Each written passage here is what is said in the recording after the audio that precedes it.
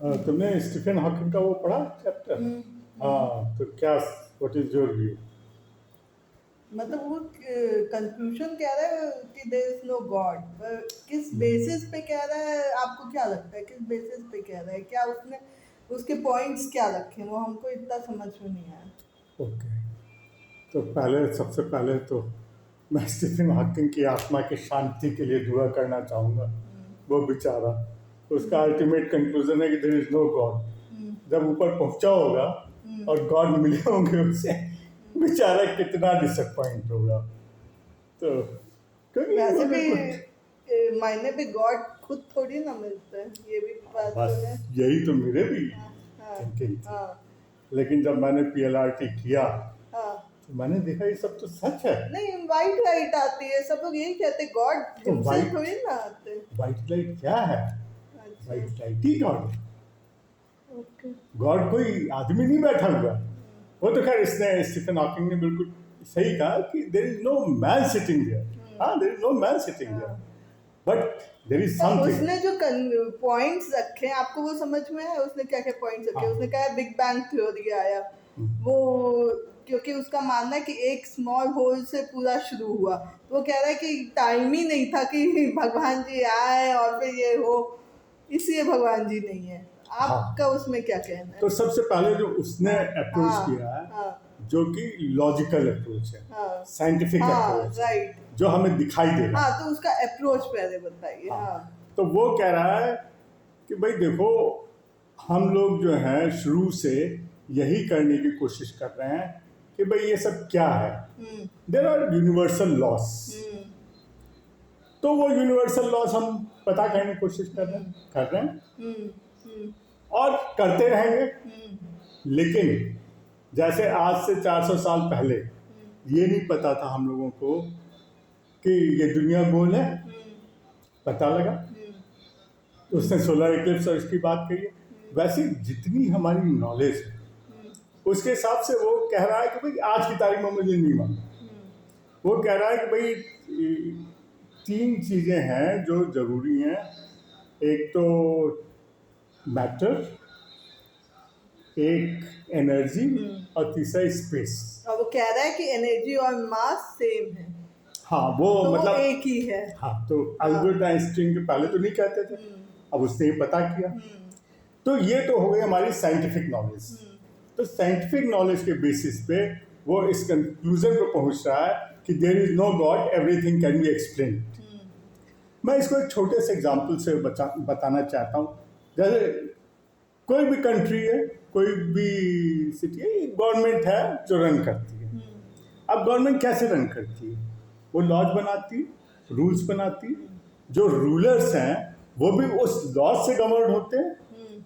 तो ऐसे ही एक अथॉरिटी है हाँ, ठीक है। जिसको हम गवर्नमेंट कह सकते हैं, कोई भी नाम दे सकते हैं, हमें नहीं मालूम क्या नाम देना है।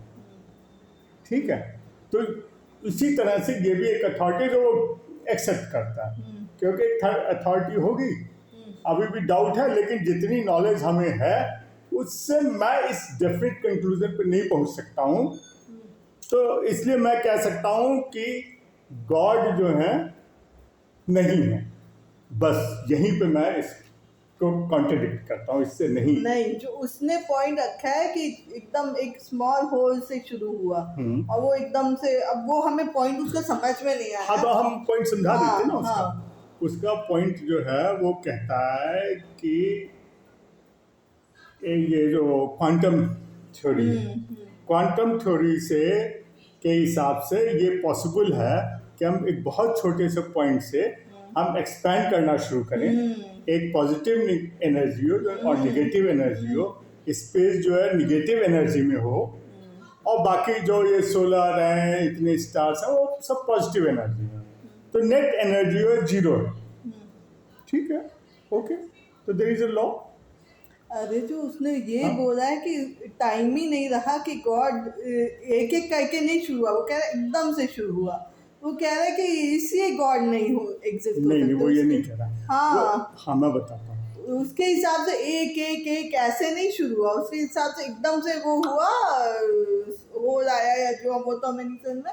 और एकदम से शुरू हाँ हुआ। मतलब बिग बैंग स्टार्टिंग। हाँ एकदम अब वो से ये शुरू बात हुआ। कहता है कि क्या ईश्वर की जरूरत थी बिग बैंग के लिए?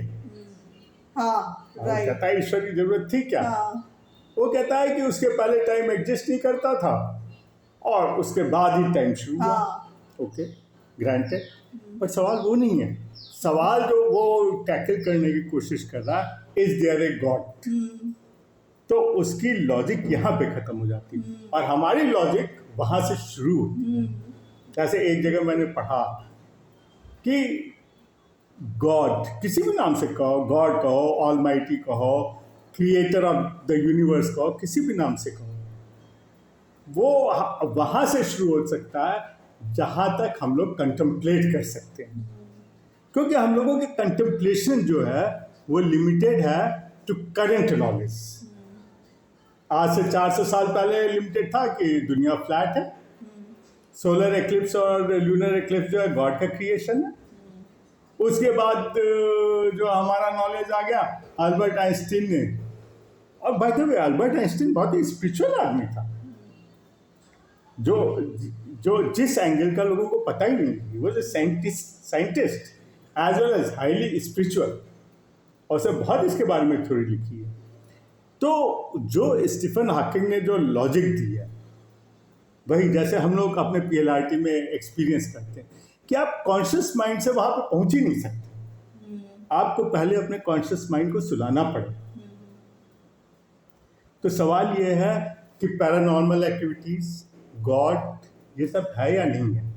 अब हम अपना एक्सपीरियंस बताते हैं, जो स्टीफन हॉकिंग अनफॉर्चुनेटली एक्सपीरियंस नहीं कर पाया, और शायद कर लेता तो वो दूसरे कंक्लूजन पहुंचता। आज से 5 साल पहले हम भी स्टीफन हॉकिंग की तरह थे। तुम्हें मालूम है बाबा जो है बहुत ही रिलीजियस टाइप थे, और वो हमारे यहाँ कल्याण आती थी, बचपन से स्टोरीज पढ़ते थे, हेल हेवन वगैरह। और हमें आज से 5 साल पहले तक यही लगता था कि ये सब तो जो वाइज मैन थे उन्होंने लिख दिया कि जिससे ये दुनिया अच्छी तरह चलती रहे, लोगों में डर बैठाते रहे, जैसे तुम तीनों को डर बैठाती हो। या मतलब लोग अपने बच्चों को डर बैठाते हैं, क्या भाई वहां चले मत जाओ, वहां भूत रहता है, अरे बाहर निकले कुत्ता खा जाएगा, बाबा पकड़ लिया, ये सब क्या है। तो ऐसी यही मेरी फीलिंग थी। लेकिन जब 5 साल पहले मैंने देखा कि भाई ये सब तो सच है, जितने लोग जिनकी डेथ होती है वो सब वहीं जाते हैं, regardless of religion, regardless of race, सबका अंत वही होता है और सबको ब्राइट लाइट मिलती है। वो ब्राइट लाइट क्या है? और यही ब्राइट लाइट का एक्सपीरियंस होता है जो कि बहुत हमारे स्क्रिप्चर्स में, ऑटोबायोग्राफी ऑफ योगी में। और हम जब ईश्वर की कल्पना करते हैं तो हम जिस फॉर्म में कहेंगे, जब ईश्वर को याद करेंगे उसी फॉर्म में आएगा। ये सब फर्स्ट हैंड एक्सपीरियंस है हमारा। और उसके बाद से तो न जाने कितने केसेस कर चुके हैं, सब में वही होता है। एक का तो किया था तो वो तो बाकायदा कन्वर्सेशन विद गॉड, और गॉड कन्वे करता।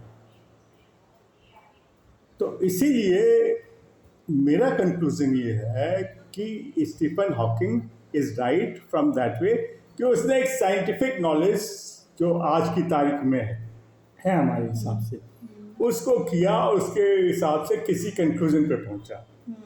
बट अनफॉर्चुनेटली उसका कोई पैरानॉर्मल एक्सपीरियंस नहीं हुआ।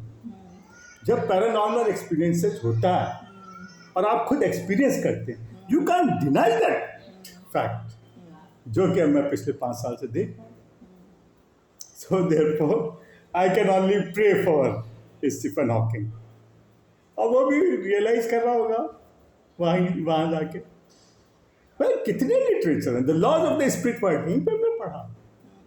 उन लोगों ने, 2 बच्चों ने जिनकी डेथ हो गई, अपने मदर को थ्रू ऑटोमेटिक राइटिंग कन्वे किया। और चाहे हमारा पीएलआरटी हो, चाहे ऑटोमेटिक राइटिंग हो, चाहे बुद्ध भगवान का मेडिटेशन हो, सब जो है एक ही कंक्लूजन पे पहुंचे।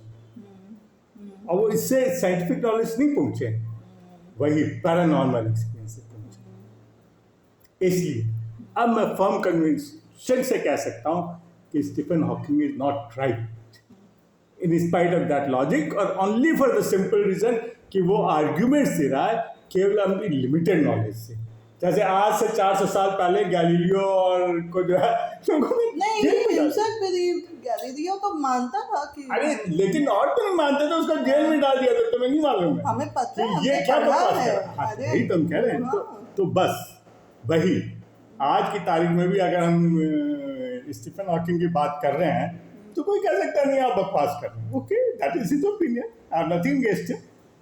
लेकिन मेरा फर्म कन्विक्शन है कि yes, there is an almighty, there is a God, there is something which poor Stephen Hawking could not realize. Unfortunately, वो उन लोगों के संपर्क में नहीं आया जो उसको कन्विंस कर सकते थे। ठीक, ओके, वेरी नाइस।